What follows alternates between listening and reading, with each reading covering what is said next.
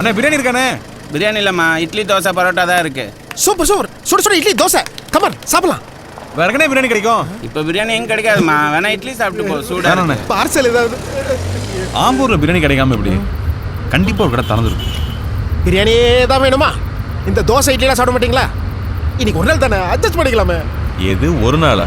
ஏய் 11th ஸ்டாண்டர்ட்ல நான் மெயின் டிஷ்ஷாக பிரியாணி சாப்பிடும்போது முதல்ல சைட் டிஷ்ஷாக சரக்கு வாங்கி கொடுத்தீங்க. அன்னிலேருந்து இன்னைக்கு வரைக்கும் நான் எப்போல்லாம் சைட் டிஷ்ஷாக சரக்கு அடிக்கிறனோ அப்போல்லாம் மெயின் டிஷ்ஷாக பிரியாணி சாப்பிட்டே ஆகணும். உனக்காகலாம் நான் காம்ப்ரமைஸ் பண்ண முடியாது. எனக்கு பிரியாணி வேணும். டாட். பிரியாணி டார்ச்சர் பண்ணாத ப்ளீஸ். டேய் கொஞ்சம் அமைதியாக வாடா, கண்டிப்பாக பிரியாணி கிடைக்கும். எப்படி சொல்ற? சே ஒரு தார் பூமி ஆழ்வார், கொஞ்சம் பொறுமையாரு, நிச்சயமாக கிடைக்கும். நம்ம பிரியாணி சாப்பிடாம மெட்ராஸ் போல, அவ்வளோதான். மச்சான் அங்க பாரு.